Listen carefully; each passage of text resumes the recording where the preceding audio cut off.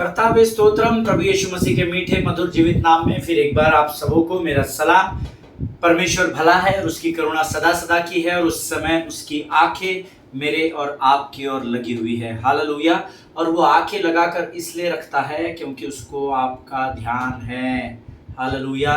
वो आपसे और मुझसे प्रेम करता है प्रियो। आमीन। वो स्वर्ग का परमेश्वर जिसने आपके और मेरे चित्र को हथेली पर गोद कर रखा है, उसका वचन कहता है वो ना तो कभी ऊँघता है ना तो कभी सोता है, परंतु इज़राइल के परमेश्वर की आंखें लगातार धर्मियों की ओर लगी रहती है। हालेलुया। आमीन। इसीलिए हम जो कुछ भी करते हैं, जिस किसी भी समय करते हैं, यहोवा जानता है। हालेलुया।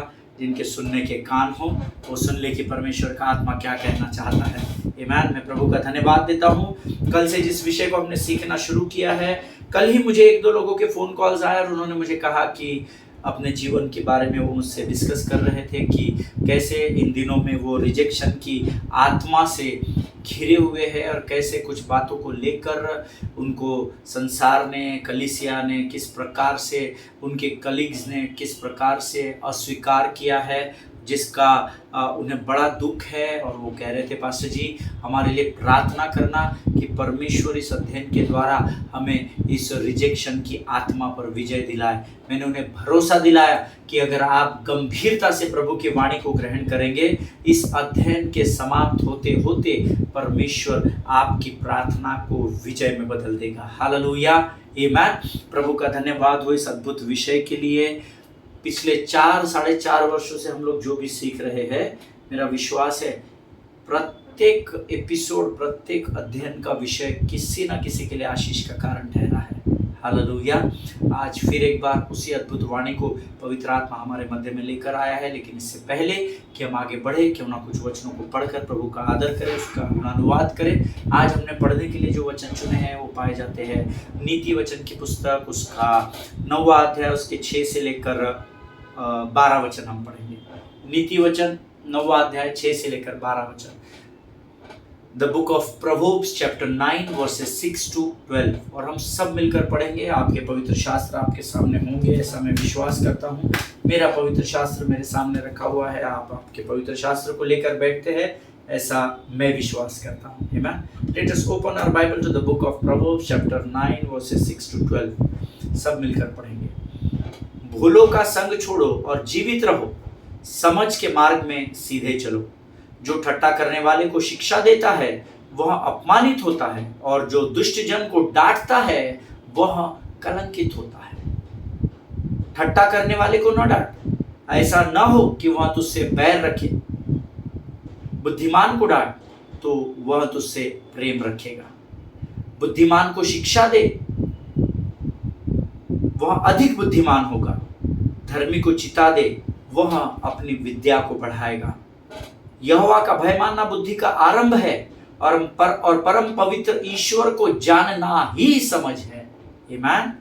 मेरे द्वारा तो तेरी आयु बढ़ेगी और तेरे जीवन के वर्ष अधिक होंगे। यदि तू बुद्धिमान हो तो बुद्धि का फल तू ही भोगेगा, और यदि तू ठट्टा करे तो दंड केवल तू ही भोगेगा। हालेलुया। परमेश्वर इन पढ़े हुए वचनों के द्वारा हमें से प्रत्येक को आशीष दे। प्रभु का वचन सत्य का वचन है। वो कहता है भूलों का संग छोड़ो, leave your simple ways and live and walk in the ways of insight. Hallelujah. समझ के मार्ग में सीधा चलो। तू संपूर्ण मन से यहोवा पर भरोसा रखना, अपनी समझ का सहारा न लेना।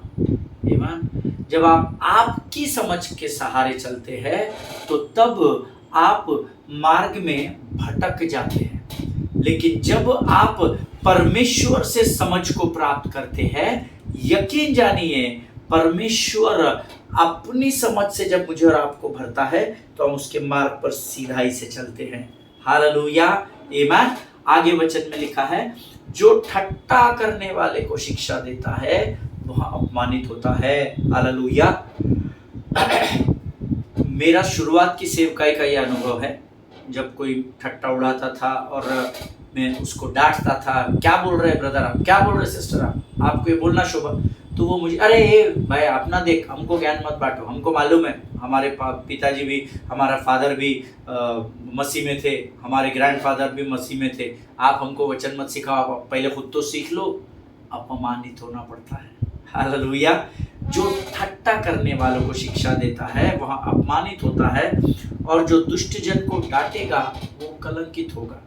आप एक आधे दुष्ट व्यक्ति को, आप किसी झगड़े में जब जाते हो ना, एक आधा दुष्ट व्यक्ति जिसकी गलती है उसको आप जब समझाने जाते हैं ना, वो आपको ही मार देता है, वो आपको ही गाली गलौज करता है। तो क्या होता है, जो दुष्ट जन को डांटेगा वो कलंकित हो जाएगा। जिनके सुनने के कान हो वो सुन ले। आमीन। ठट्टा करने वाले को न डांट, ऐसा ना हो कि वह तुझसे बैर रखे। हालेलुया। आमीन। मेरा विश्वास है परमेश्वर आपको सिखा रहा है कि वो क्या कहना चाहता है। आमीन। ठट्टा करने वाले को न डांट, ऐसा न हो कि वह तुझसे बैर रखे। बुद्धिमान को डांट तो वह तुझसे प्रेम रखेगा। हालेलुया। इसी वर्ष में सेवकाई के लिए जब दुबई गया था, यूएई गया था, और तब मैं कलीसिया में गया और वहाँ पर मेरी कुछ लोगों से मुलाकात हुई, और बड़े सीधे हृदय से उन्होंने मुझे कुछ बातें मेरे बिजनेस को लेकर पूछी और मैं उनको बताने लगा। और जब उन्होंने वो बातें किसी और को अपने देश में, हमारे देश में बताई, तो एक पासवान का मुझे फ़ोन आया और उन्होंने मुझे डांटा। उन्होंने मुझे कहा, pastor Amit, don't do this, ये ऐसा ये मत करो आप, है ना। आपको पता नहीं वो लोगों ने मुझे क्या कहा, है ना, आप थोड़ा सा सावधान रहना, है ना। उन्होंने मुझे, he is like my elder brother और यू मे से one of the mentors in my life.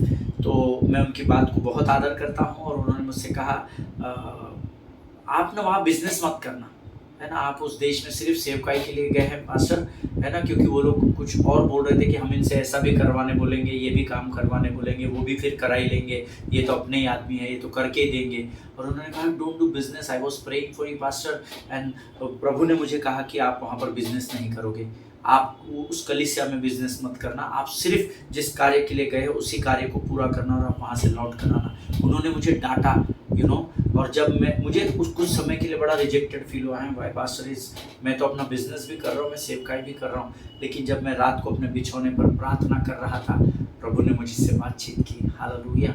परमेश्वर ने कुछ बातें मुझे वचन के द्वारा रिवील किया, और परमेश्वर ने मुझे कहा, पहला पत्रस 5:8 को रिमाइंड कराया, सचेत रहो और जागते रहो, क्योंकि तुम्हारा विरोधी शैतान गरजने वाले सिंह के समान इस ताक में रहता है कि वो तुमको कब फाड़ खाए। Amen. And the Spirit of the Lord spoke to me through that word. And next day मैंने बहुत बड़ा मैसेज मेरे उस भाई को, प्रभु में जो मेरे भाई है या मेरे मेंटोर है, उनको लिख कर भेजा। Thank you so much pastor, I love you so much, आपने मुझे सटीक समय पर रोक लिया। हालेलुया। वचन में लिखा है, ठट्टा करने वाले को मत डांट, ऐसा ना हो कि वह तुझसे बैर रखे। बुद्धिमान को डांट, वह तुझसे प्रेम रखेगा। हालेलुया।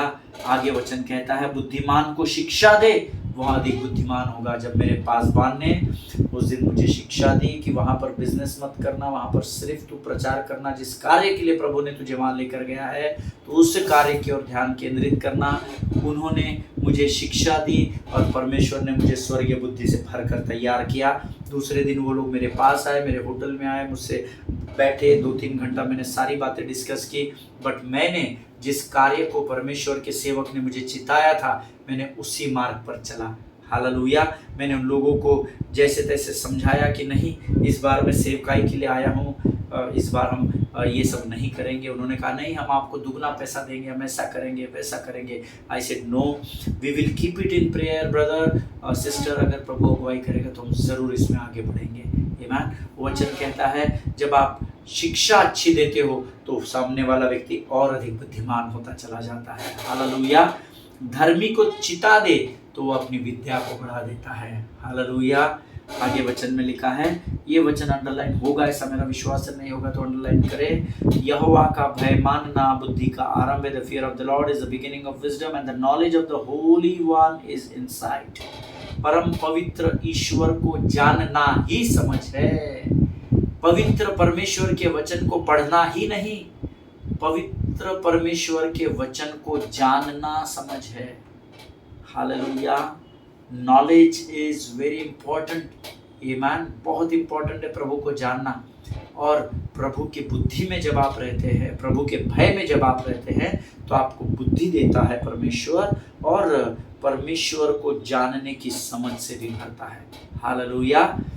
मेरे द्वारा तो तेरी आयु बढ़ेगी और तेरे जीवन के वर्ष अधिक होंगे। अगर आप इस पृथ्वी पर फलदायी जीवन को, सिर्फ जीवन को नहीं, फल देने वाले वृक्ष अगर आप इस पृथ्वी पर बनना चाहते हैं, तो परमेश्वर आपको सामर्थ और बल से भरता चला जाए।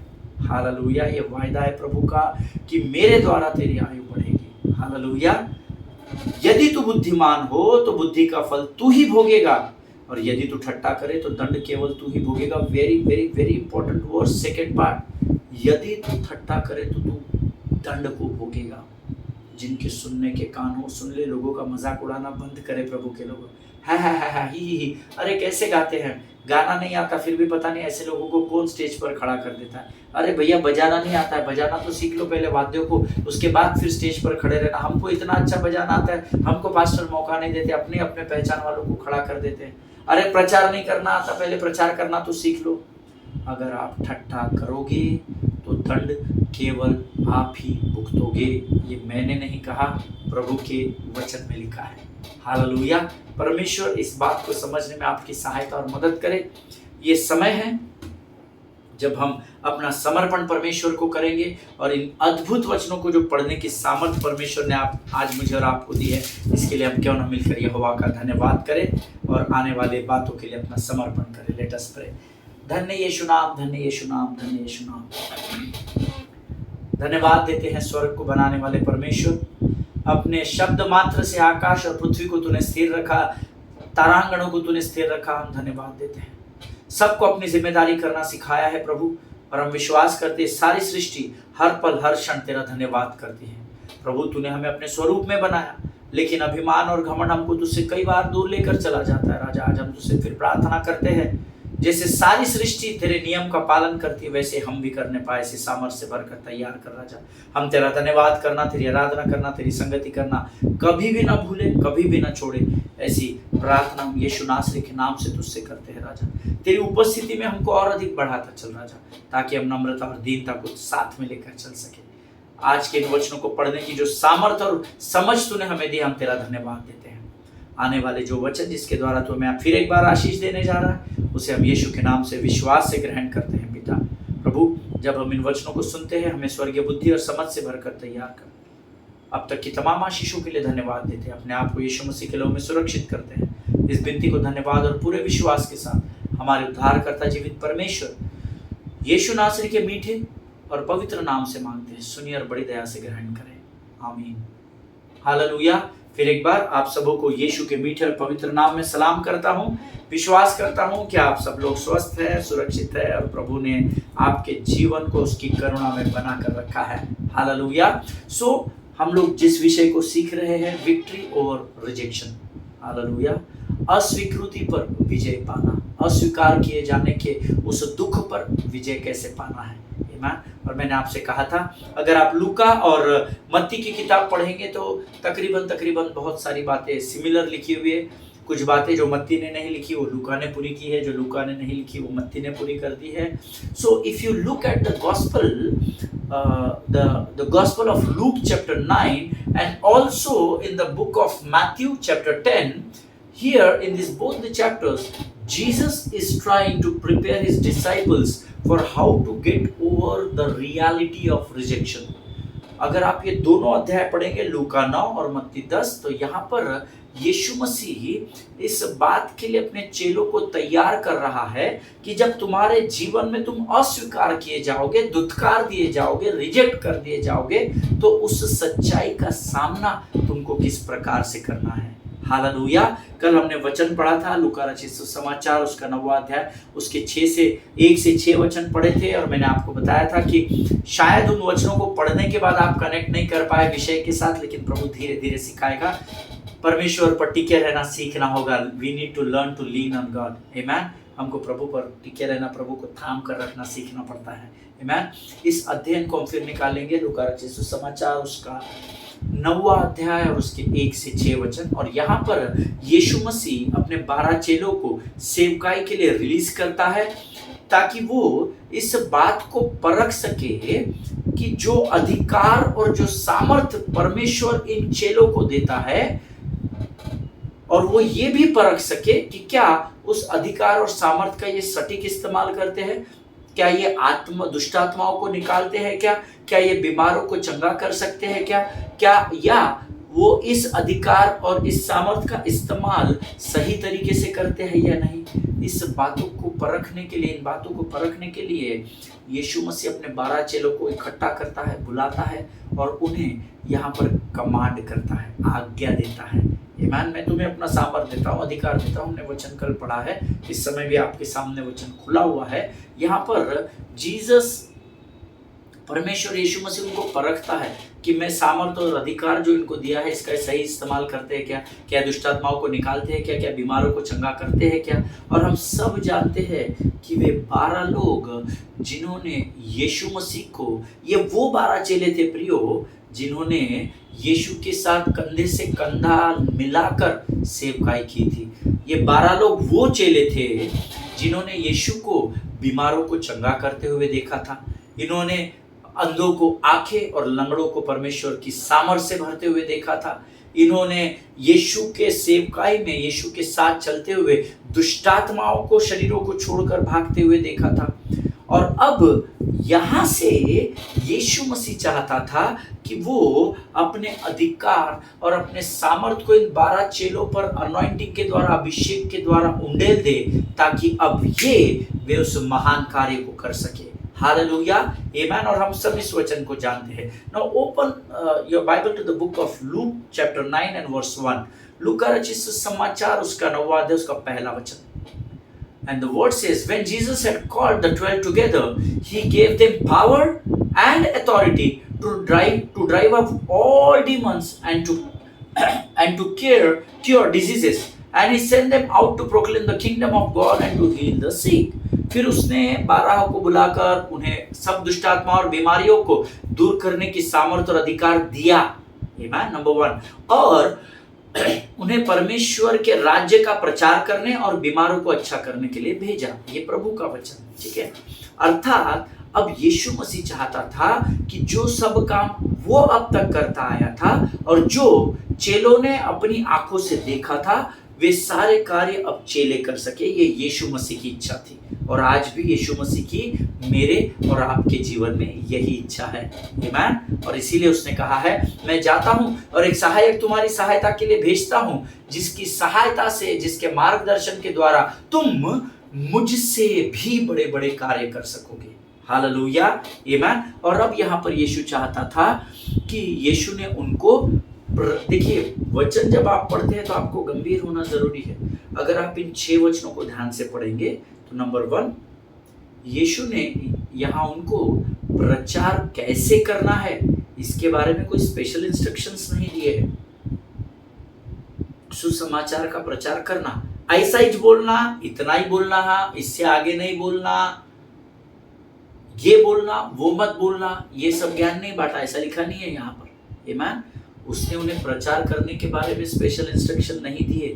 भेंटें कैसी उठानी है ये सब ज्ञान नहीं बांटा था। आमीन। He didn't teach them how to take church business meetings, कलीसिया के अगुवों को इकट्ठा करके कैसे सभाओं को चलाना। No instructions had been given here. Amen. अगर आप आज सेवा करने के लिए प्रभु आपको चुनता है तो परमेश्वर आपको जब आप फील्ड में जाते हैं ना तब सिखाएगा। इसके पीछे का कारण ये है क्योंकि जब आप परिस्थिति का सामना करते हैं तो परमेश्वर आपको सिखाता है। परिस्थिति आई नहीं है तो आप सीखेंगे कैसे? अगर मैं एक स्थान पर खड़ा हूँ गाड़ी में, मेरा गूगल काम नहीं कर रहा है, search engine is not working, maps are not working, Waze are not working, तो क्या होगा? मैं कहीं पर रोककर किसी को रास्ता पूछूंगा। अगर मैं अभी सांता क्रूज एयरपोर्ट पर खड़ा हूँ और अगर मैं किसी को चर्च गेट जाने का रास्ता कौन सा है, तो वो कैसा बताएगा इतना दूर। आप आगे जाइए, लेफ्ट लीजिए, राइट लीजिए, सीधा जाना, फिर 2 स्क्वायर के बाद फिर एक बार यू टर्न लेना, इतना मुझे अगर वो एक साथ एड्रेस वो बता देगा, उसको पता है, वो लोकल है, मैं बाहर का आदमी हूँ, लेकिन मैं थोड़ा आगे जाकर भटक जाऊंगा। हालेलुया। वैसे ही यहाँ पर चेलों के साथ था। ना तो यीशु मसीह ने उनको प्रचार करने का तरीका या इंस्ट्रक्शन बताए थे, भेंट कैसे लेनी ये भी नहीं बताया, उनको उनको कैसे अगुओं को इकट्ठा करके आप कैसे काम करेंगे, कुछ भी नहीं बताया था। आमीन। अगर आप मैथ्यू की किताब 10वां अध्याय पढ़ेंगे और अगर ध्यान से पढ़ेंगे तो आपको पता चलेगा कि जो बातें लूका ने नहीं लिखी है वो मत्ती ने नोटिस की। और अगर आप बाइबल खोलेंगे तो वहां पर आपको 10वें अध्याय में मिलेगा, यीशु मसीह ने चेलों को ये कहा, I am sending you as a sheep among wolves. आमीन। मैं तुम्हें भेड़ बनाकर, या तुम भेड़ों को भेड़ियों के बीच में भेज रहा हूँ। हालेलुया। जिनके सुनने के कान हो वो सुन ले। हालेलुया। आज मैं और आप प्रभु की भेड़ कहलाते हैं, और प्रभु ने आज भी, परमेश्वर का वचन वही है, वो कल, आज और युगानुयुग को कभी भी न बदलने वाला वचन है। आज भी परमेश्वर ने हम जैसी भेड़ों को, आप जैसी भेड़ों को भेड़ियों के बीच में ही रखा है। हालेलुया। जिनके सुनने के कान हो वो सुन ले कि प्रभु का आत्मा क्या कहना चाहता है। और जब भेड़ भेड़ियों के बीच में रहेगी तो रिजेक्शन खातरी से आएगा, क्योंकि भेड़ पर भेड़िया हमेशा हावी होने की कोशिश करता है, और इसीलिए वो हमको कमज़ोर करने की कोशिश करते हैं। Hallelujah. Bible clearly says in the book of Matthew chapter 10 that I am sending you as a sheep among wolves. Hallelujah. मैं तुम्हें भेड़ियों के बीच में भेजता हूँ। एक्चुअली यीशु मसीह यहाँ उन्हें जीवन की सच्चाई को बताने की कोशिश कर रहा है। बहुत सारे लोग हैं भाई जो पवित्र शास्त्रों को लेकर बरगला देते हैं, बहुत सारे लोग हैं जो लोगों को प्रसन्न करने वाला वचन बताते हैं, बहुत सारे लोग हैं जो लोगों की वाहवाही लूटने के लिए प्रचार करते हैं, लेकिन यीशु मसीह कहता है सत्य का प्रचार करना। क्यों? क्योंकि जब आप सत्य को जानोगे तो सत्य ही आपको आज़ाद करेगा। लुभाने वाला वचन आपको आज़ाद नहीं कर सकता। हो सकता है लुभाने वाला वचन आपको और अधिक बंधुआई में लेकर जाए। यीशु मसीह यहाँ उनको जीवन की सच्चाई बताने की कोशिश कर रहा है कि मेरे 12 भाइयों, मैं तुम्हें अब अधिकार और सामर्थ तो दे रहा हूँ, लेकिन मैं तुम्हें भेड़ियों के बीच में भेज रहा हूँ। जरूरी नहीं कि हर व्यक्ति तुमको स्वीकार ही करेगा। हालेलुया। वो यहाँ पर यीशु मसीह जीवन की सच्चाई को बताने की कोशिश कर रहा था। वो मानो यहाँ पर उन्हें ये बता रहा था कि तुमको मैं एक ऐसे संसार में भेज रहा हूँ जहाँ तुमको संसार फाड़ खाने के लिए और नाश करने के लिए तैयार बैठा हुआ है। हालेलुया। आज आप और मैं भी उसी संसार का भाग में है जहाँ पर लोग आपको फाड़ खाने के लिए और नाश करने के लिए तैयार बैठे हैं। वो सारे काम धंधा छोड़ देंगे आपको नाश करने के लिए। आमीन। जिनके सुनने के कान और समझ की आत्मा हो वो जान ले प्रभु का आत्मा क्या सिखा रहा है। हम इस संसार में भेड़ियों के बीच में जीवन बिता रहे हैं, और इसी सच्चाई को उस समय भी यीशु मसीह वचन के द्वारा अपने चेलों को सिखाने की कोशिश कर रहा था। और आज भी प्रभु ये बता रहा है, मैंने तुम्हें चुना है, मैंने तुम्हें बुलाया है, मैंने तुम्हें अभिषेक भी दिया है, लेकिन ये नहीं भूलना कि तुम भेड़ियों के बीच में भेजे जा रहे हो। Hallelujah. See, in this world, you don't need a Bible or a preacher or a prophet to teach you that this world is very mean and selfish. Amen. आपको इस बात को समझने के लिए किसी पासबान या किसी प्रचारक या किसी भविष्यवक्ता की जरूरत नहीं है जो आकर आपको वो स्पेशली ये समझाए कि बेटा तू इस संसार में है, बेटी तुम इस संसार में हो, समझ लो ये संसार में जीवन जीना इतना आसान नहीं है, यहाँ भेड़िए तुमको फाड़ने के लिए तैयार है। ये इसके लिए आपको कोई सी प्रीचर की जरूरत नहीं है, ये आपके जीवन का अनुभव है जो आपको सिखा देता है। हालेलुया। जब जैसे जैसे हम बड़े होते चले जाते हैं ये सब बातें हमको समझ में आ जाती है। And that how mean and selfish this world is. Amen. Here in this world, we will find the people who will try to destroy us, who will try to ruin our lives. They will try to steal our joy and peace and etc etc. ऐसे लोग आपको गिनकर नहीं, इतने सारे मिलेंगे जो आपके आनंद और शांति को भंग करना चाहते हैं, जो आपके जीवन का नाश करना चाहते हैं, जो आपके जीवन से अच्छी बातों को, अच्छे समय को चुरा लेना चाहते हैं। ऐसे इस संसार में बहुत सारे भेड़िए हैं, सब नहीं हैं पर बहुत सारे। इसीलिए परमेश्वर उनको मैथ्यू की किताब में बोलता हूँ कि मैं भेड़ बनाकर तुम्हें भेड़ियों के बीच में भेजता हूँ। हालेलुया। बाय द वे, अपने पिछले 22 वर्षों की सेवकाई के अनुभव से मैं आपको बड़ी खातिरी से इस बात को बता सकता हूँ कि संसार में ऐसे कई भेड़िए हैं जो भेड़ का भेष धारण करके घूम रहे हैं। हालेलुया। जिनके सुनने के कान हो वो सुन ले। ऐसे कई भेड़िए इस पृथ्वी पर पाए जाएंगे जो भेष जो है उन्होंने भेड़ का धारण किया हुआ है। हालेलुया। आमीन। प्रियो, इसका आपको बहुत अच्छा अनुभव होगा, ऐसा मैं विश्वास करता हूँ। There are someone the wolves who look like sheep. हालेलुया। ऐसा कोई ना कोई जरूर होगा आपके जीवन में जो दिखता तो भेड़ है परंतु एक्चुअल वो है भेड़िया। हालेलुया। और ऐसा एक नहीं, मैं तो कहूँगा ऐसे बहुत सारे लोग होंगे जो भेड़ बनकर घूम रहे हैं पर actually they are wolf not sheep. आमीन। वो भेड़ है नहीं, वो भेड़िए है, लेकिन भेड़ का भेष धारण करके घूम रहे हैं। ऐसे कई लोग हैं जो ये जताते हैं कि वो आपके साथ है बट एक्चुअली वो आपके विरोध में होते हैं। ऐसे कई लोग हैं प्रियो जो आपसे कहते तो है पास्टर जी आप आगे बढ़ो, सिस्टर आप आगे बढ़ो, ब्रदर आप आगे बढ़ो, हम आपके साथ है, लेकिन एक्चुअली में वो आपके पीठ के पीछे छुरा खोपने की ताक में होते हैं। हालेलुया। आमीन। मेरा पूरा विश्वास है जो बात मैं आपको बता रहा हूँ उससे आप 100% सहमत है। अगर आप सहमत है तो आप अपने स्थानों पर आमीन कहे। कई लोग हैं जो आपको बढ़ावा देंगे लेकिन वो इस ताक में रहेंगे कि कब आपके पीठ में के पीछे छुरा खोप दे। हालेलुया।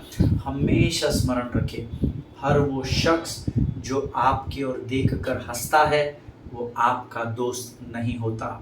हालेलुया। जिनकी समझ और बुद्धि काम कर रही है वो इस बात की गहराई को समझे। हर वो शख्स जो आपकी ओर देखकर स्माइल करता है ज़रूरी नहीं कि वो आपका शुभचिंतक हो, ज़रूरी नहीं कि वो आपका दोस्त ही हो। हालेलुया। आपके पीछे भीड़ में चलने वाला हर एक व्यक्ति आपका वेल विशर नहीं होता।